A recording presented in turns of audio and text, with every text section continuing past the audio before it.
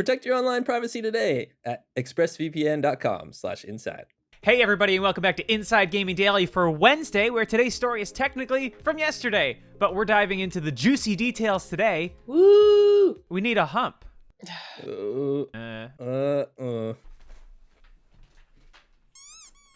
loved that.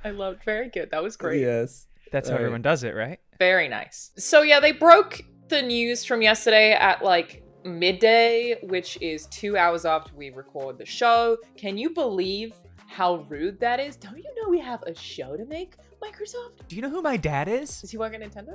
Seriously, Microsoft announced at 12 p.m. Pacific time that Halo Infinite, which was probably the only big launch title for the Xbox Series X, is being delayed to some unknown date in 2021.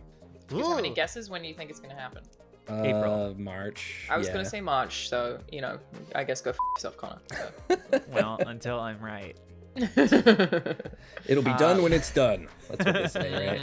In case you missed the news entirely, let's dive into the specifics there before we get into some more interesting details about what this means for both the Xbox Series X and the PlayStation 5 when they come out later this year. So, the Halo Twitter account tweeted saying, Halo Infinite development update with a big old image attached. It includes a whole bunch of text, which is very annoying for the people writing the show because it means that they can't copy paste to quote what the image says, and they have to write it word for word. Thank you, 343. Yes, and of course the blurb was written by Chris Lee, the studio head at 343, who said, "Today I want to share an important Halo Infinite development update with the community." And just for the record, that's usually not good when they phrase it like that. Coming out early and it's free! Yeah. What? We've made the difficult decision to shift our release to 2021 to ensure the team has adequate time to deliver a Halo game experience that meets our vision. He went on to cite COVID as a source of development struggles, saying, "The decision to shift our release is the result of multiple factors that have contributed to development challenges, including the ongoing COVID-related impacts affecting us all this year." I'm very curious about what this actually means. Like, when COVID started, I very much expected there to be game delays further down the line, especially where cinematics are concerned, because so many of those are done in China. There are a lot of like big first-party studios that even have massive teams in China, Naughty Dog. But it seems like maybe the effects of that are going to start happening now rather than earlier in the year. Like it's going to catch up later at this point is what it seems like. The early news we heard too was that a lot of factories were being impacted overseas, right? So my instinct was like, oh yeah, new consoles are getting delayed for sure. And I've just been honestly really surprised that they haven't been. Yeah.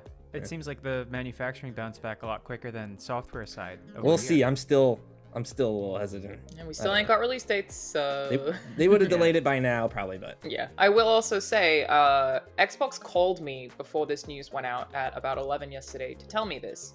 And they mentioned that they are expecting to sell out of Xbox Series X. Oh, yeah. I imagine that launch pickings will be slim, for sure. So even if they do launch, like, my first expectation was that the next-gen consoles get pushed till next year. But if not, then the launch is going to be particularly rough. I mean, like, Wii era rough, where you just can't find a box, probably, just because supply will be limited. So, obviously, this statement means there have been some kind of development challenges, and Lee also specifically noted it is not sustainable for the well-being of our team or the overall success of the game to ship it this holiday. Basically, this letter is, like, vague enough that it raises more questions that they almost definitely won't answer, like how specifically did COVID impact your team? Is this going to happen to more games? Games scheduled for early 2021? I don't know. Or did the public reaction to Halo Infinite, a lot of which was negative regarding its graphics, specifically impact the decision at all? Interesting that they didn't even reference that. I would hope not, because the graphics weren't... Well, that's another discussion, but it didn't look bad. Plus, does the note about the well-being of the team mean that 343 is a studio that actually takes crunch seriously? Let's hope so, I guess. That'd be good. Yeah, I'm into it. That would be a good thing. Yeah. Regardless, this is a huge deal for Xbox and for the launch of the Xbox Series X, and it's a bummer that we won't have Halo around at the same time, which, for your information, 34 Industries also recently confirmed will have free-to-play multiplayer and support 120 frames per second on Xbox Series X. In any case, the Microsoft marketing team's response to this was to remind you that there are thousands of games available on the Series X at launch, spanning 4 generations, which is both an insane number, but also sort of feels like cheating because it's largely thanks to backwards compatibility, which, you know, we don't want to take for granted. There have been generations in the past where you don't get that much of it, but even still, I'm certainly appreciative of it and recognize the value, but same token, I wanted to kind of cut through the marketing response here. So basically, to tell you everything that they said, there was an Xbox Wire update from Will Tuttle yesterday, who is the Xbox Wire editor-in-chief, which is a job I didn't know existed. Seems very interesting to be the editor-in-chief of that, but he said, "We have plenty to keep you guys busy until Chief arrives. There will be thousands of games to play spanning 4 generations when Xbox Series X launches globally this November, and over 100 optimized for Xbox Series X titles built to take full advantage of our most powerful console are planned for this year." He also gave a shout out to DirectX ray tracing, frame rates up to 120 frames per second, faster loading times, and quick resume for multiple games. Okay, this is all basically marketing stuff, but it feels necessary to report on Microsoft's response to their big flagship title being delayed. So they continue by mentioning that more than 50 new games planned for this year across generations and optimized for Xbox Series X, including Assassin's Creed Valhalla, Dirt 5, Gears Tactics, Yakuza Like a Dragon, and Watch Dogs Legion, would all be on Xbox Series X. Because of smart delivery, you only have to buy those games once, and you'll get to play them across multiple platforms, which is actually pretty sweet. Tuttle also mentioned there will be new games developed for the Xbox Series X and launching with Xbox Game Pass, including exclusives like The Medium, Scorn, Tetris Effect Connected, and more. And more. More. But we'll get to that too. They also mentioned that there are 40 popular games newly optimized to take full advantage of Xbox Series X, such as Destiny 2, Forza Horizon 4, Gears 5, Ori and the Will of the Wisp, Madden, NFL 21, and more. But by the sounds of things, you'll actually likely still just be playing the Xbox One versions of those games for a while, because the Xbox Series X updates don't even have release dates. So really? Yeah. I was not aware of that. Neither until I was writing this, that you aren't even necessarily going to be playing the Series X versions immediately on launch. They will just be Xbox One ports, which I didn't know. That's kind of funny because I'm a person that would be like, this looks amazing. I'm so glad I have the Xbox Yeah, you X wouldn't even know the optimized. difference. Yeah. Forza Horizon 4, and then meanwhile it's like, no.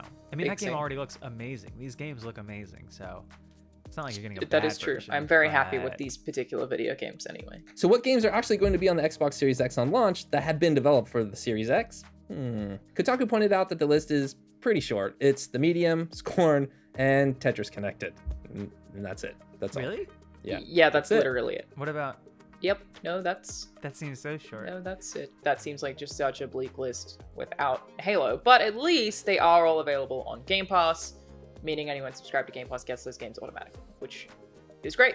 You don't have to pay $60 for any of them. If you aren't familiar with these games, The Medium is a dark mystery only a medium can solve. It's from Bloober Team, who made Layers of Fear and the recent Blair Witch game, both of which are also spooky as hell. The Medium Steam page says, travel to an abandoned communist resort and use your unique psychic abilities to uncover its deeply disturbing secrets, solve dual reality puzzles, survive encounters with sinister spirits, and explore 2 realities at the same time. Ah! What is particularly cool about this, and Ratchet and Clank is doing a similar thing, you know, we saw it in that one Titanfall 2 level, Dishonored 2 kind of does Effect and it, is that we will get 2 realities that you can swap between in theory in real time, which is something that really only next-gen hardware can handle. So I think this is actually pretty exciting. Like, from a tech perspective, I'm interested in the Medium, but I also just love Bloober Team. Scorn, on the other hand, looks to be a very atmospheric first-person horror adventure game that's heavily inspired by the works of H.R. Geiger, and it's like kind of gross from what we've It's seen. super I'm like gross. sort of gross. disgusted by A it. lot of It's a weird fluids little and crab membranes. Yeah. thing in a shell, and it like, ugh. Yep. Very cool Yeah. aesthetic. Again, I love it. And then Tetris Effect Connected is a totally new concept. I've definitely never... What? Tetris? What? They made a game about just shapes? Basically, it's Tetris Effect, but multiplayer. Which is really cool, maybe taking a bit of a page from Tetris 99. Having a console-exclusive multiplayer expansion for what was originally a Sony-published game is a confusing mess of exclusive nonsense, but it's a great game, and the multiplayer, which lets you connect 3 Tetris boards, sounds like a lot of fun. That said, according to The Verge, Tetris Effect Connected will arrive as a free update to the existing PS4, Epic Game Store, and Oculus Quest versions. Ooh, Oh. sick burn. Yeah, so obviously that's not happening on launch, but at some point. So it's like, you had Tetris Effect come out, published by Sony in part, and then it got on other stuff, and now the multiplayer version with Tetris Effect is a launch exclusive for the Xbox Series X, which still will, at a later date, be coming to all of the other things. I feel like we're in the weeds. We're in the weeds on this. I'm I'm sick of What's exclusives. happening? It's too confusing.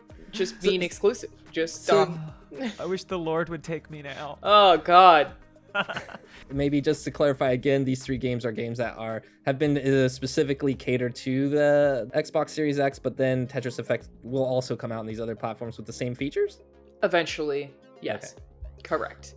And that really is it. It's those 3. But I guess comparatively, the PlayStation 5 only has Astro's Playroom and Marvel Spider-Man Miles Morales. Astro's Playroom is, according to The Verge, a DualSense controller demo. Fun! And that's probably why nobody's really talking about it. They wrote, every PlayStation 5 console will include a pack-in copy of Astro's Playroom, a light-hearted platforming game based on the Astrobot Rescue Mission PSVR game. It's pretty similar to how the Playroom functions for PlayStation 4, and friend of the show, Friend of Jeff the Keighley. show! Friend of the show! Friend of the show, Jeff Keighley, published a gameplay video on July 17th, which makes it clear the real purpose of the game is to introduce new players to a new controller. Miles Morales, on the other hand, is much more of a video game. It's sort of a spin-off of Marvel Spider-Man for PlayStation 4, made by Insomniac Games. And it'll be roughly half the length, but I don't care, I'm super goddamn excited about it. This is like my favorite of all of these launch titles. I can't wait. Oh yeah. As soon as I saw that, I'm like, I'm buying a PS5. Pretty much. I would like to play that day and date, yeah. Yeah. In a blog post on the PlayStation website, the game's creative director Brian Horton said the game would be roughly the size of 2017's Uncharted: The Lost Legacy, making it more of a standalone DLC than a brand new game on its own. I love the length of Lost Legacy, Fine. though. Yeah, it was great. Yeah, I mean, yeah. even though it's like sort of on paper a glorified standalone DLC, I love Lost Legacy, and I'm It's very good. like very in support of Miles Morales not being, 20-hour game. This makes the launch lineup for the next generation of consoles across the board seem really slim, with Halo Infinite absolutely being the biggest of the bunch. And I'm just going to interject here that I actually am excited about the backwards compatibility stuff, because I can actually put my older generation of console up on the shelf and just replace it with the new one, whereas before you kind of have to leave the other one plugged in for a month or two while you wait for the cross-gen action to happen. Xbox are really good about services in that, like, that's an offering that is really appealing to a lot of people. Like, it doesn't make your old hardware immediately redundant. Like, I am not going to discredit them for how awesome that program is, while also recognizing that when it comes to actual new games for this hardware, we ain't got much. Without Halo, it's like, ooh. PS4 was sparse at the beginning. I remember So was the Xbox One, yeah. I just had Infamous Second Son and Resogun. And don't get me wrong, Resogun fucking owns. Infamous Second Son is also a good game. No, they're very good. I just wanted to shout out Resogun. I feel like it doesn't get the praise it deserves. That's fair. But I don't know. When I finished Infamous Second Son, before First Light had come out, and I just had this one indie game, I was like, well, guess I'll go back to my 360 for now. Launch lineups are always pretty dire. That is true. This isn't an exception. It is always sort of, slim pickings. So I guess it's up to you, dear viewer, if you want to pick one up at launch, or maybe wait a little until some more games are actually out for the new systems. This is definitely a problem with the Switch, too. I felt like there weren't any games for like 6 months, really. It was like just Breath of the Wild, really. Pretty much. Which is all you need. That's all you Not need. a bad, right? Not a bad way to start. Pretty good, actually. Pretty good, yeah. Underrated, but nobody talks about that game. Yeah, No. weird.